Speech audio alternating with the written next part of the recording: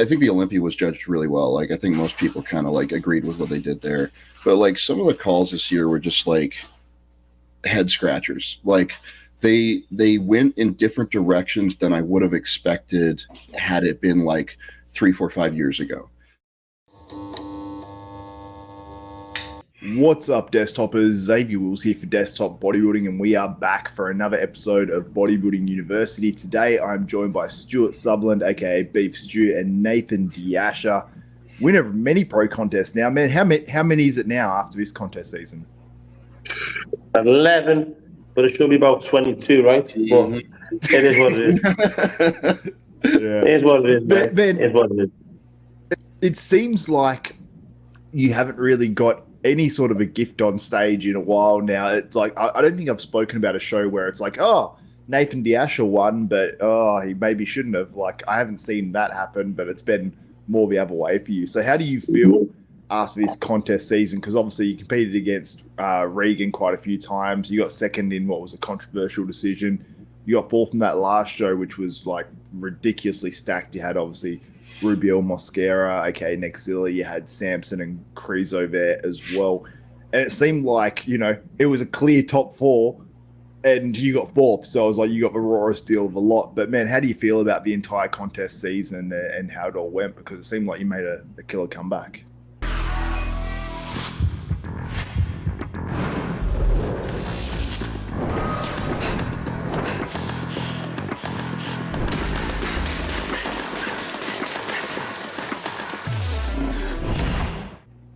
For me, bro, it was good because, you know, everyone was saying I was washed up, I was finished, 2 bicep tears, it's game over.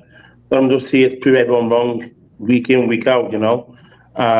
In regards to the season, I believe it was a success. You know, I used to do a lot of the talking myself, but now I let you guys do the talking, and you guys seen the placements when I got fourth. You guys seen it, not me even saying anything, you know. It is what it is.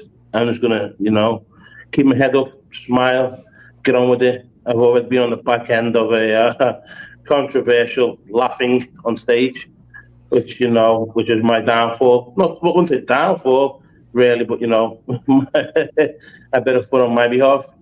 But, you know, the contest season went great, bro, compared to what I thought it went. I was bringing a different look to the stage every single time. You know, we see a lot of guys saying Nathan's small, he's got smaller since this time, you know, and how can I be smaller when I'm 259 pounds on stage, 50 pounds on stage? I'm only 5'8".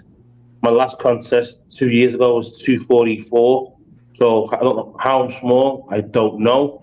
And then, you know, you get pictures where I'm standing next to Samson and Rubio, bro, and it was small, and obviously them guys themselves are small, right? Because I hold my own, just sitting there, just standing there relaxed, just jacked, just burst and full. And I think the Prague show showed that, you know, you have a big freak, Rubio, bro, when he didn't really outsize any of the guys in the top four. His legs did, but nothing else really did. So, you know, and I got my goal was to get next to Samson, really, because I believe. Well, I thought he was going to win. He was going to win the Mr. Olympia this year, and I thought I could get next to him, you know, and show that my size, condition, and symmetry next to him, see where it stands. I knew I was never going to win the shows. You know, that doesn't happen after the Olympia. It just never happens, right? So as long as I get next to there and the fans can see what happens, then I was good at that. And I believe, you know, I held my own, and me and Stefan bought the best and the biggest Nathan we could possibly see. So I am 100% happy with that. Going forward now with Stefan, I believe now we know the body a lot more. It's going to be a lot more freakier, bro, and it's going to be a big, big difference in 2024. I'm going to make sure that you guys can see, even though this year the placement was undeniable, you know, when I got placed and people didn't like it, I'll make sure next year is a lot more undeniable, and they have to give me it. Yeah, I love that, man. It's been exciting because seeing that come back to the stage, it was like you said, people said, nah, Nathan's washed. I saw it in my comments, man. I saw some people saying like, nah, Nathan's done. And then you came out and you dominated in that first show, and everyone was like, everyone completely changed their tune. It was really, really cool to see. And people forget you had 2 bicep tears, man. Like that's It doesn't look like you hurt them at all. They look fine. Like they look good. Probably yeah, bro. my left one was always smaller than my right one anyway. I had an injury, 17 years ago. So it looked no difference compared to when I was on stage prior. It just like if you was to look at it, oh look, you've got a little bit of a gap now, but that gap was there before the tear anyway. If you look back on pictures, so for me, man, you get what you pay for. And, I paid for a fucking great surgeon in Dr. Narani, the best in the UK, one of probably the best in Europe. So I'm grateful for him and his team, and they were pushing me to train faster and quicker to get into the gym. Without them, bro, like some guys wouldn't even be training for 6 to 8 months because they're scared and they're worried. But, I believed in the team I had behind me. I believed what they were doing was the right thing. So, and heading with Stefan, bro, was the ice on the cake. Have you known Stefan before you started working with him this year? Because he's no, bro. German, right? No, he's from Vienna, right? Vienna. So what happened is that I'm very, very close with yours, with good friends. What happened is that my bicep tear last year, obviously, I'd done my own thing and was having an off season, just getting on the drink and being a normal human being on the piss up and stuff. And then obviously come December, January, I was training. Yours came around to the gym, and then obviously I wasn't really speaking to my coach at the time because I wasn't really training. So I was doing my own off-plan cycle type thing and just fucking pushing anything and everything inside myself. And then yours come over and he said, when you with Stefan, I spoke to Stefan, and he'd like to work with you and stuff. I had no idea who the fuck Stefan was, bro. Like, I don't follow bodybuilding. I don't even know. I barely know who Chris Sita was. I don't follow. I'm not a bodybuilding fanatic, right? Like, I don't know all these crazy coaches. And for me, yours said he used to manage Tim. And then I seen Tim and I thought to myself, Tim's a good pal of mine, but he's never in shape, barely in shape, and what's the deal there? Yeah. Okay. Tim, right? So I thought, but then I looked into it, at the time, he had no open guys, right? So I thought, that's good for me because, again, all to myself, that's something I want because at the time I was and ahhing, should I go to Milos? What should I do? And obviously Samson's and Milos, and I thought to myself, will he give Samson more favoritism than me? A lot of guys and coach out there will say, oh, they don't, it's all equal. That's bullshit, man. It's bullshit. Because you look after your investments, right? And Samson's a fucking investment in Milos. Don't give a fuck what anyone says. Milos is, you see Milos, bro, the most biased coach in the world, but Samson's is his investment. So I was like, should I go there and take on Milos? And I thought, fuck it, I'll go with this guy Stefan, bro. And he done all my shit, made me do my bloods and all that. The more I looked into him, I realized that JP had him, and all these guys had him, right? Who were all very, very knowledgeable. So I thought, fucking hell, I spoke to JP. JP said he learns a lot from him. Jordan's my good friend, so I just fucking dived in head first, and then within the first 8 weeks, bro, I was fucking 300 pounds, my heaviest I've ever been. And now fucking every open guy who needs a new coach is jumping onto Stefan, and the best thing about him, he's not into this Instagram fame. Like, I'm not an Instagram person. He's not into Instagram fame. You don't need to tag him and do all this bullshit like a lot of coaches do and repost your shit. If we fucking, we didn't announce nothing that we were working together. We started working in February or March, and we didn't announce something till like the show, So no one knew. He wasn't asked. He didn't give a fuck. He's just dead passionate about bodybuilding. So for me, that was the perfect decision. And fucking the proof is in the pudding. It's fucking weird, right? Well, no one really knew about Stefan until, like, I think some people heard with Urs, you know, some people maybe heard with Wesley and stuff, but it I wasn't remember like hearing out there. about I mean, him it's like on the forums, on JP's forum, because I remember JP was working with him for a little bit. That was all, though. He didn't have any big names, and like that's how this fucking industry works. It's not really based off of like, oh, you took somebody who looks like shit, you turn him into a legit competitor. It's like, oh, you got Samson, and so Milos is like, you know, hot shit right now because he's got all these gifted guys, you know. But then like Stefan is like, you know, he's still not in the limelight in the way that he should be. I've seen those athletes, and they look really damn good. So. Yeah, but this year had like what, 11 in the Olympia. Yeah, this year, 11 Really? athletes in the Olympia. Yeah, bro. He hasn't mainly bikini girls and stuff, but you know, every show he only has like a few. He only had a few guys, you know, pro guys, but now he has a shitload, loads of guys who we know are working with him, but haven't said nothing. Not my business to say. You know, and yeah, man, like fucking, they're all. He's had a fair few. He wins. He's smashing the amateur scene over in the over in Europe. He's taking all the pro cards and stuff, and he's doing a lot. But in the like you said, in the limelight, he doesn't get the respect he deserves. I don't think. Yeah, my coach is kind of similar, man. He's got a ton of athletes all over the damn place, especially in the amateur ranks. He makes like mediocre amateurs look really damn good, and then he's got like, you know, I think I'm the only open pro he's got. You know, he's got some classics, some 212 guys, but like no big names out there that are like winning shows and stuff. Just because, I mean, honestly, I think a lot of he doesn't hold people's hands. You know, he's not. Yeah. Like, I think you're getting like a fucking friend as much as anything with some of these big names out there. And keep in mind, you know, a monkey could coach half these people. So it doesn't like if you're coaching Samson to look good, maybe he's a little tricky. I don't know, but like, I don't know. I don't put a ton of stake in that. But if you take someone from being like 220 on stage up to like 240, 250, like I'm paying attention. But that doesn't necessarily get the attention that it deserves. Yeah.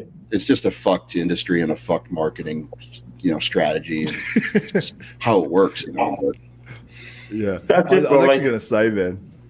Sorry, you go, Nathan? No, go on, bro. Oh, I was just going to say that I've actually noticed quite a bit. Like, there's so much down to marketing when it comes to like coaching. Like Nathan, you said, like a lot of coaches will say, like, you have to post, you have to do this, you have to do that, or whatever. Almost like a sponsorship contract when it's a coaching relationship. And 100%. Like, honestly, like there are contracts. There, like people, like athletes will sign contracts with their coaches, and they get certain things in return, and they're getting coached for free, and you know it's a mutually beneficial, you know, incestuous relationship. So, you know, everybody wins except for like the people who are actually paying the bills, like the amateurs who don't get any attention and don't. Get that, which is just fucked. You know, for sure. And I've noticed, man, on like an amateur level as well, like being in different states, like in Australia, and noticing like there's certain. The one that puzzles me the most is like the guy that trains and competes, but is literally placing nearly last himself every time, and just has no sort of physique. I'm like, oh yeah, okay, well your genetics can be bad, but you can still coach people. Like, I understand that completely.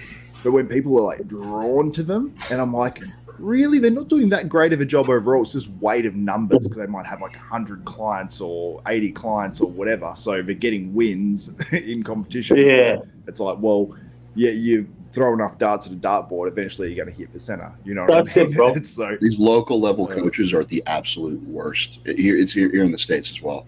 Like they'll have fucking teams of guys doing the local shows. You know, 90% of them look like shit. The 10% that look decent would have looked decent anyways. It's like, but you know, again, it's just a numbers game, and they're making money. So like, why would they stop?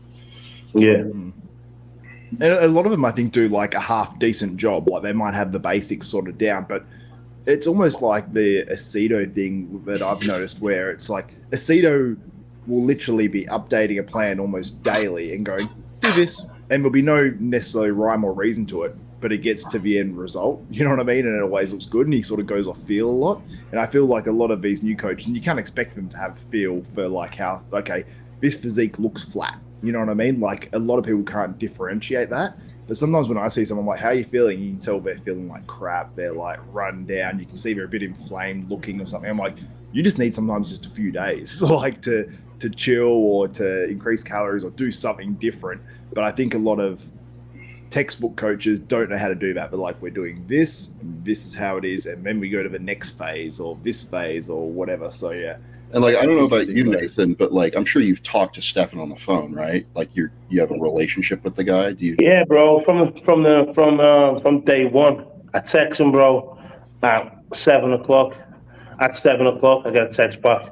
It's like, but with him, even the amateurs get the same shit, bro. Yeah. Like he just lived on his phone, just lived boom, boom, boom, boom, boom. You know. Yeah. My coach Blue is the exact same way. Like when I started with him 3 years ago now, it was actually like 3 years to the day. I'm looking at it. Like, you know, we started a prep together, and immediately, like, we were on the phone twice a week. And I look like dog shit at this point. I'm a heavyweight amateur. You know, like I suck.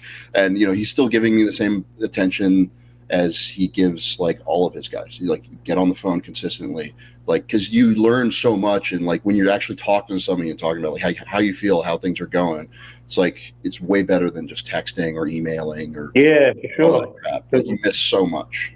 So for me, bro, we were doing like because he's an hour ahead of me. Literally, it'd be 7:45 my time, and he'd text like, "What's the blood sugar saying? What's the weight saying? Where's the videos?" I'm like, "I've still got fucking coughs." He was like, "You're 10 minutes late. Hurry up!"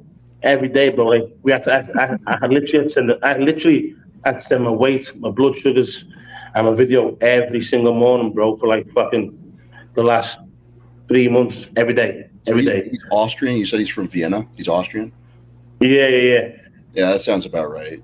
Every day, bro.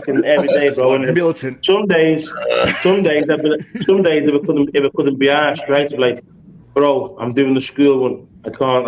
I'm doing the school one. I don't have time. I've got shit on. And he's like, okay, cool. And then he knew when I was training, and then he'd text my fucking training partner and be like, yeah, Danny, get a video of Nathan posing. And Danny goes, Nathan, let's go do some posing. So he texted my training partner to get me in the pose room to do fucking 2 rounds of posing. I'm like, you motherfucker, you know. But it worked out because the pose on stage worked, and for the first time in fucking so many years, I fucking was able to flex my hamstrings to show that I actually had a hamstring rather than fucking I had nothing there. So it actually paid off. It was worth the while, you know. Yeah, for sure, absolutely, man. And I was going to ask you a question based off that. I can't even remember what it was now. But yeah, it was a successful contest season, like I said, and it's such a good comeback. And dude, the satisfaction of me sitting here in Australia, like middle of the night, because I wake up for all these contests, minus I think like one this year, and watch these contests. So like when it's a dud comp and I'm like doing a live, I'm like, this sucks. But to have your comeback and see you come out on stage, it was like, fuck yeah. Like it was just cool because I just know that I'm waiting for the comments of people to just shut up, and it was like, nah. Well, that's why I don't. Worst start of our lives, you know. I don't post nothing, and everyone's like, I was posting videos from like, you know yourself. Everything I post is 2 to 3 weeks old, and then obviously when I get more in shape, it's like 4 to 5 days old because my body changes so quick. So everyone was seeing like, oh yeah, you're fucking red, and like what you're seeing now, bro. I'm like 15 times better than that. You know, I'm sharper than that, and it was just coming, but. You know, for me, this year, you know, I brought my waist back down again. You know, didn't fucking take in barely any red meat. It's a bit of a fucking pain in the ass. I didn't get a cheat meal for 6 months, which is a fucking nightmare. So, I thought you were the Nando's guy. Oh, cheat meal, bro. Well, I got a cheat holiday. I went to, but on the second week of prep, I fucked off to Ibiza. I'm partying for like a week, but then, yeah. But then after that, it was fucking. It was. He was like, "Look, you've had your burnouts. Now it's fucking. There's no There's no nothing. My first cheat meal was when I got turned away at the airport, right? I thought, fuck this. Got my head down. Went out to eat at like some fucking, Chick-fil-A and shit. Ate it. I was like, yeah, go and eat it. So we ate that shit. Got my head down. It was cool. And then the week of the Olympia, the day of the Olympia, he goes to me, go and eat. Like, what? Go and eat. Like, are you sick? Are you drunk? Like, no, go and eat. Go and eat. Like, eat until you're physically sick. Like, why? Like, your weight is too. I was like 258 or something. He's like, your weight's come down too much. Eat until you're physically sick and you're shitting on the toilet. Like, what was I was eating, bro? I was eating. I was awake till like, I went to sleep at like 1 a.m, right? And then I woke up at like 5:30 and I thought, it's still the same day technically until the cardio. It's a new day, right? So I kept on eating till 7 o'clock in the morning. And I said, okay, look, I'm doing cardio now. It's a new day. Just kept on eating. And I gained like fucking 9 pounds or something. And he's like on the phone, oh, you're a fucking water baby. You look like shit. You're a water baby. But it was good, man. Yeah, the season for me was good. I learned a lot about my body, about myself as a person, as a father, as a man, and even in the sport. Stefan, even though my coach, he's changed a lot about me as a person and made me understand a few things. So I thank him for that, man. And like I said, I believe 2024 is going to be fucking a different kettle of fish, bro. Different kettle of fish. The last time you were, you used to prep with Abdullah and everybody, and you would go to Kuwait, right? So you were. Yeah, I'm in Kuwait now. You're in Kuwait now? Okay. Yeah. So do you remember being in the UK back home? No, I was on holiday. On holiday for 10 days in Dubai, and then my friend, my trainer at Chemo, who gives me all my training programs, for quads, hamstrings, and back, is having a baby. So I came out to see the baby, because obviously the baby was due last week, but the baby he isn't due. So I got over here. I thought I'd stay for 10 days, see the baby, because we're like family now. I don't want to miss one of my best friend's kid's birth. So got over here, and then I'm talking to Badr tomorrow in regards to getting ready for the Arnold. I'll still be with Stefan, but get ready for Arnold. Keep my head down out here and focus just on one thing, man. Just getting that Arnold. Yeah, Arnold Columbus. Yeah, man. Got the UK as awesome. well. That's later. Yeah. I'm still in decent shape now. I didn't do the whole fucking rebound shit and let myself go watery and fat. We're probably right now 133 kilo, 134 kilo in fairly decent shape. That's a lot. So, what's that, like 290, 295 or? It's 2. Yeah, 297, something like that, right? Oh. It's heavy. Yeah. Heavy. I'm not trained, bro. I'm not trained since Prague, and I've not ate since Prague. I've only been eating 2 meals a day, So the body's just fucking responding. Today was my first day of eating. I've had 5 meals a day, 4 clean meals and 1 biryani and cake. And one fucking biryani, like an Indian dish. It was my first full day of eating today in 2.5 weeks, and it felt good not to eat. It felt good, Yeah. Oh, for sure, dude. Because I'm literally genetically deprived in terms of bodybuilding. Eating, when I was younger, I used to just force feed, to the point where you want to vomit and things like that. And then sometimes you'd have a day where you just pull back the calories a bit, and it was such a relief. It's this is so nice. I feel like a normal person. So I imagine after, obviously, especially considering the preps you've done in the past, where you'll, literally be able to have, curries and stuff while you're prepping to a certain extent. It's going from that to 6 months no cheat meals. I'm dude, that is harder to do for considering the preps you were able to do in the past, because a lot of people just can't flick that switch like that for that amount of time when they haven't had to do it. So it's cool that you've been able to find that and been able to fucking like just nail down and smash it, because I think, you know, without that extra level of dedication, maybe you don't have as successful 2023 as you did have and get, you know, up to 11 pro wins, which is Yeah, for me it was Did good, you know- bro, because now, you know, I think everyone thought I was done, I was dusted, but now, you know, I said the last time, bro, you know, a while back, no one wants to know you when you're injured, and now when you're winning shows, every motherfucker's licking your asshole, right? So now I've got cues to lick my asshole, so it's good. I got a lot of options, I got a lot of options and a lot of tongues, A you lot know. of tongues. I was going to say a lot of tongues to pick from. Yeah, this fucking I love sport it, is man. so bad like that. Like, no one cares about you the second you're off stage. I didn't realize how bad it would be, because I'm new to this, you know, but like, it's just crickets when you're not doing anything. It's well, it's compounded as well, man, because it's like when someone's competing, people like their stuff more. And Nathan, I swear you were like shadow banned. Has been see your shit on social media for like a month or more. But when everyone's liking your stuff, it pops up to the top of everyone's social media. So you go, oh yeah, how are they doing or whatever. So it's like almost like you get that extra attention based off more people knowing you're competing and then more updates. And it's like it gets that momentum up as well. Because like I even feel bad, like if I haven't reached out to someone in a while, I'm like, I literally just haven't fucking seen them on social media or something, or like you got so much shit going on and all that. So you sort of like forget, like, oh yeah, how are they doing? And I'm sure like all that comes in when you are competing as well. So it's like, holy shit, now everyone wants a piece of me. So yeah, no, I get it for sure.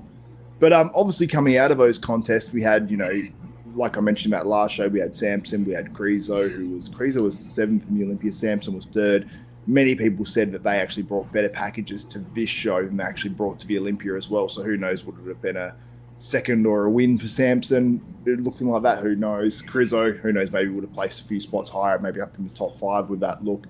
And then obviously Rubiel as well, which I think the judges, like, because he brings something so completely different, and he's got very weird muscle. Like when you look at Rubiel's like legs and everything, you're like, from the side, you're like, oh, there's lines in them. But then like from the front, they look almost like a little bit watery. So it's like it's hard to know where to put someone like that. They put him in front of you, Nathan. How did you feel about that? Because obviously, like I mentioned, if anyone's on the wrong end of a bad decision, it's probably going to be Nathan. So how did you feel about it? For me, bro, you know, I could see it coming. I wasn't too phased. I knew what I bought was the best package to date. I knew what I bought was a package that was close to Samson. I knew in my heart of hearts that I beat Krizo. I knew I beat Rubio. Everyone could see it, man. Like the package I bought was totally different. But you know, as you guys said, you know, just seeing something different, and that's okay with me. I don't mind.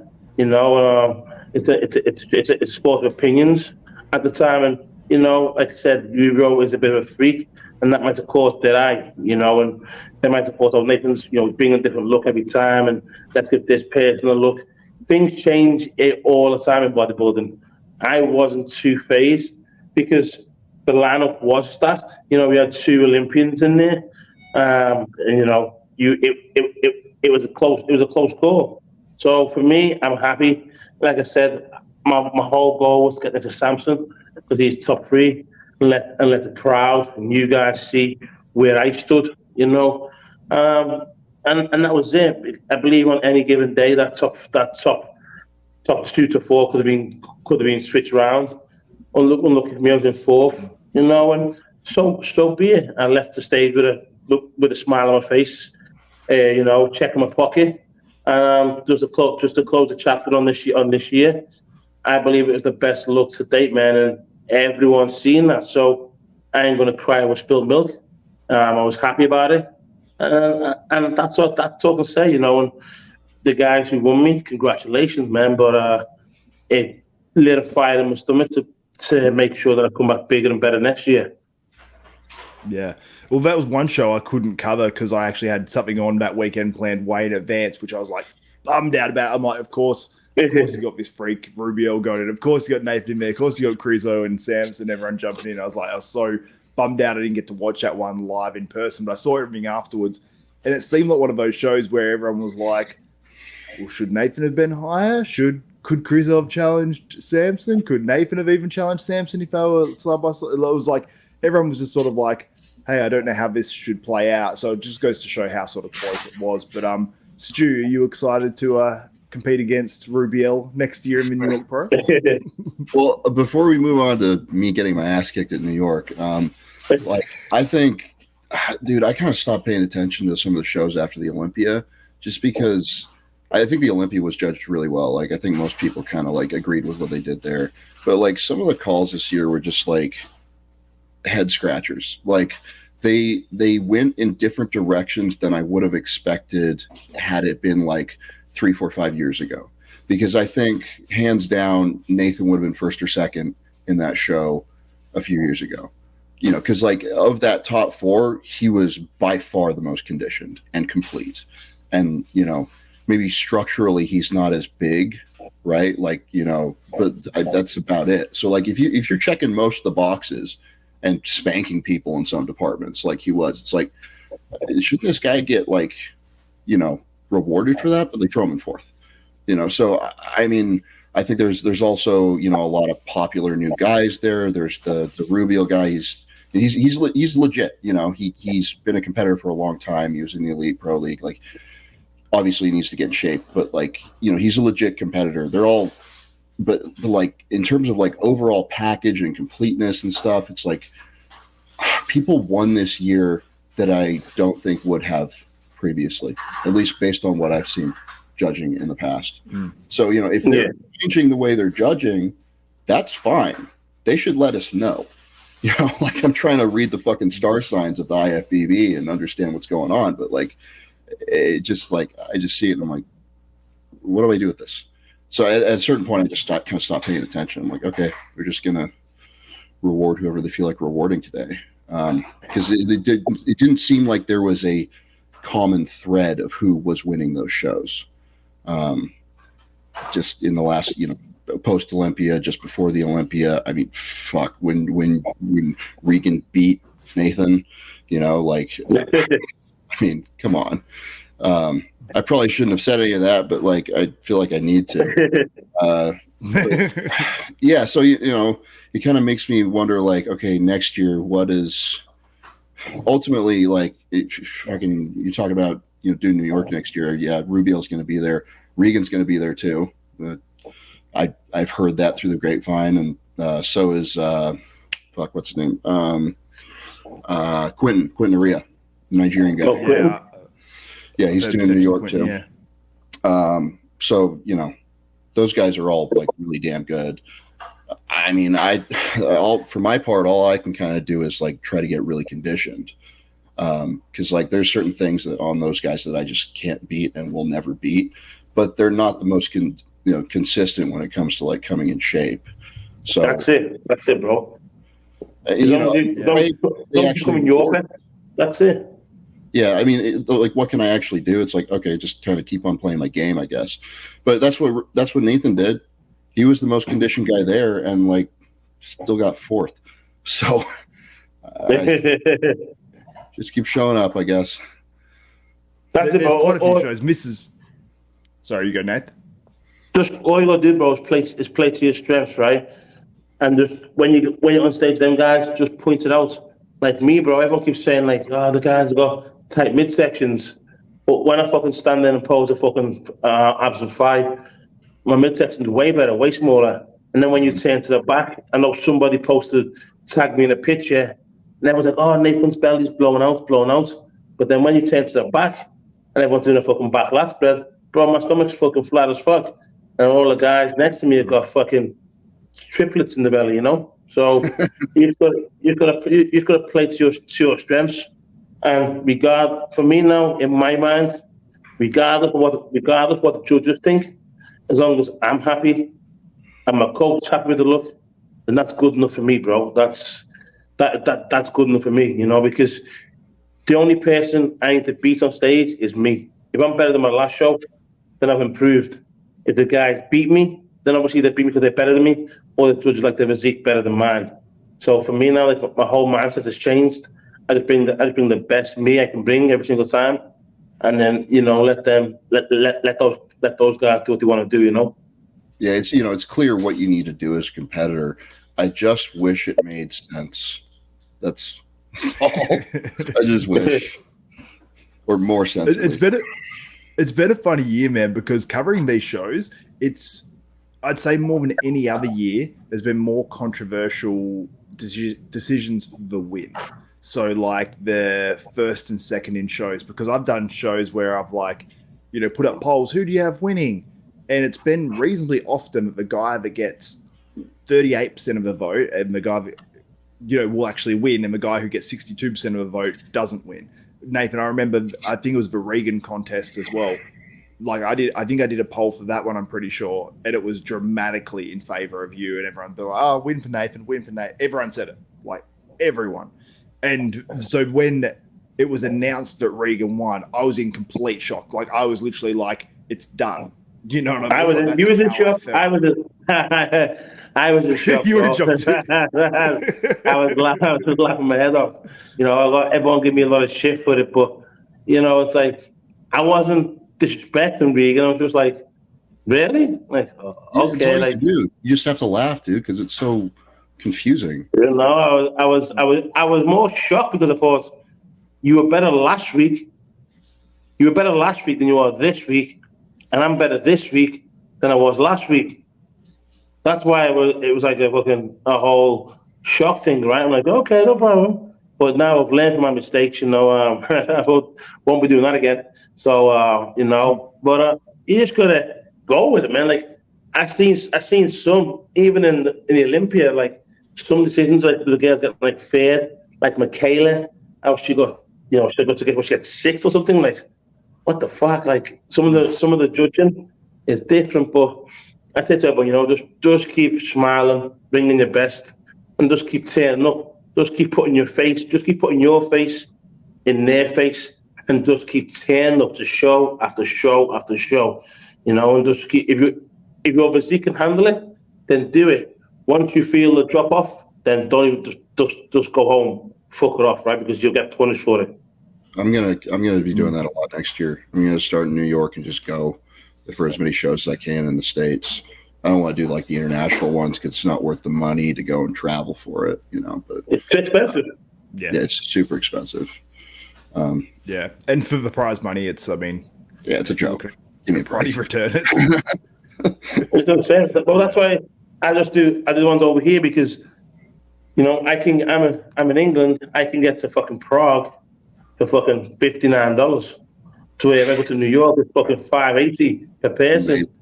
when go to Prague, there's fucking me and 10 of the guys, and it's like 2 Airbnbs with like fucking 7 man in each Airbnb, stinking of shit, stinking of fucking farts. But it's a fucking good, it's a good get together, That's fun. Those are the best. Yeah, man. bro. That to me, that's bodybuilding, right? Your boys all coming together, people uniting, doing something that they love all together, and the stage is just one part, but the coming together, the community, the foundation. That's the fun part. Stage is just like the fucking cherry on the top, Yeah, hey, man, dude, you have so many fun times competing, and like you said, traveling, staying with the boys, and things like that. Like even being in Australia, it's the bodybuilding. Obviously, we're deprived, like some places, even in Europe as well, slightly, like deprived of seeing pros or deprived of going to contests. So, like me and my friends, every time the Australian Pro was on, or when it turned into Arnold Classic Australia early years, we would always be like, Pro Show weekend, go to Melbourne. So we go stay there for however many days. And dude, you have so much fun and so many experiences with all that sort of stuff, and saving traveling and competing and stuff. Like I remember even just like stupid stories. Like I remember one of my mates like just snoring his fucking head off, and I get up and I'm cooking in the morning. They're like, "Oh, Zayd was fucking banging and clanging at 7 a.m." And I'm like, "Well, it's because a fat cunt was snoring." And he's like, "I'm awake." And I'm like, "Yeah, I know you are. I don't care." But so you have like a lot of fun times with all that sort of stuff, and even backstage, man. Like some of my fondest memories are like backstage with. I remember I was competing with 2 other guys that I was friends with, and I think there's 13 guys in the division, and it was us 3 that ended up being top 3. And it was just funnest time backstage. It's like shit that I'll never sort of forget. And I'm sure you're having those times with Stefan, and when your kids get up on stage, Nathan, when you've won contests and stuff. I look at that and I'm like, that's goals right there. Like that's really, really cool. But dude, how your kids going? Like how with I know obviously your son and your daughter are playing football. Over No, there. bro, my daughter's, but they were going to come to Kuwait, but my daughter's at Liverpool on Monday for the first day of the fucking like the season for the girls season, and my son he's just fucking just doing levels, bro. It's like just watching him just another level. I'm like, but he's doing well. He's the pension, bro. I thought competing and getting a few gyms with the pension, but him and Ed the pension. I think she'll probably get signed before him because of her. For the girl at her level, compared to she's way advanced. Because she plays with Nathan and the boys. Nathan's advanced, but she's for the girl way more up there. But it's to me, that's what's the fun is. Seeing the kids doing well, and that's what you do all this for. You try and make a living, you try and survive and do the best for your kids to see these things happen. 100%, man. And dude, like, I don't know if you guys saw any of this or if it was popular in Europe or not, but I mean, Australia's never been like the biggest like football country in terms of like soccer, like British football. You guys got weird sports over there. We've got Australian rules football. Have you seen Australian rules football? Yeah, it's crazy. And cricket or whatever the fuck else. Just yeah, we got cricket, Australian rules football, and then like two different versions of rugby league and rugby union. They're like sort of the main sports out here, and basketball's popular too. But yeah, it's we actually had the Women's World Cup in terms of like football, like soccer, out here recently, and dude, that was huge. And because the Australian team did all right, it was England got beat, right? Yeah, was it in the final? They made it to the final. Yeah, they beat Australia. Yeah, in the final. Final. I think it was the most watched sporting event in Australian history. I think, or something like that, or one of the most watched, or something. Huh? Like it was nuts, man. Like because the stadiums here, like we're crazy. Like Australian rules football, it's obviously just Australian, but we'll have like games. We've got a ground called the MCG, the Melbourne Cricket Ground, and that seats 110,000 people. And it's like I've been to games there, and there's 86,000 people there at like a football game. And that's like an American football game. That's fucking crazy. And we play 23 games in a regular season on 24, which is more than American football. So yeah, we do like 16 or something. Yeah, we get crazy crowds. And in Melbourne as well, it's like the sporting capital of Australia. So the crowds are insane there, but it's cool. It's like, I like that it's got that sort of sporting culture, but it's still not as like, I don't know, fans are pretty hardcore, like, but not to the same as football fans. Like Nathan, you were involved in like one of those football fans, like things go crazy. Is that in Paris? They're involved in it, bro. We love it. We love it, man. Start a few riots. Football hooligans. We love it. Oh man, I love that. It's funny as. But anyway, guys, I want to thank you guys for doing this episode. It's been a shorter one than usual. I'm actually recording another one, I think, later on, potentially with Brett and Stanimore and maybe Martin as well. But wanted to get one in with Nathan because I don't know if we've done one for a few months or whatever. I think we did one. Nah, man, I've been hibernating, bro. Hibernating, just fucking cracking on, just doing my thing, right? Well, that's all. Everyone's going to get a double episode this week. So thank you, Stu, and thank you, Nathan. Stu did this on like 10 minutes notice. So shout out to Stu and shout out to Nathan as well for doing this always at like fucked up times of the day. So I appreciate it. It's late for me now, bro. It's late. Exactly. Well, you always have to do it late, and then everyone else is like, "Oh, it's too early for me." I'm like, "Fuck." Well, I'm only awake just editing YouTube shit. That's it, man. Just trying to get this YouTube. You do it yourself? I do some myself, but I've got my own personal fucking 24-hour camera guy following me around. He arrives here on Monday, so I'm just trying to get all the shit together for taped up, ready to go. But yeah, man, just trying to hit this YouTube shit. Hell yeah, I love it, man. I love it. The YouTube's where it's at. So I'll put the link to Nathan's YouTube. Stu, do you have a YouTube or not? Yeah, it sucks though. Hey, my girlfriend's back. Give me 2 seconds. I'll be right back. No worries, man. But yeah, so make sure you follow Nathan, follow Stu. I'll put all the links to all their stuff in the description below. and I'll wait for Stu to get back. But that's it for all of us. Myself, Stuart Sutherland, Nathan Diasho, myself, Xavier Wills for Bodybuilding University and Desktop Bodybuilding. We are out. Hope you guys enjoyed this episode of Bodybuilding University. If you did, there's a ton more episodes on desktop bodybuilding right now from the past. We've had guys like Nick Walker on. Obviously, weekly we have Brett Wilkin, Nathan Diasha, Martin Fitzwater, Stanimal, Stan DeLonge. Recently had Beef Stew, Stuart Sutherland on. And we have a whole ton more guests coming out for you guys as well. Sergio Oliva Jr., tons of names coming at you guys. Also, you get tons of bodybuilding news, all that good stuff. So make sure you like this video, also subscribe and hit the notification bell button. That way you'll be notified of every video that goes up from myself here, Xavier Wills at Desktop Bodybuilding, and you won't miss out on another episode of Bodybuilding University. So that's it for this one, guys. Xavier Wills and all the guys at Bodybuilding University. This is Desktop Bodybuilding, and we are out.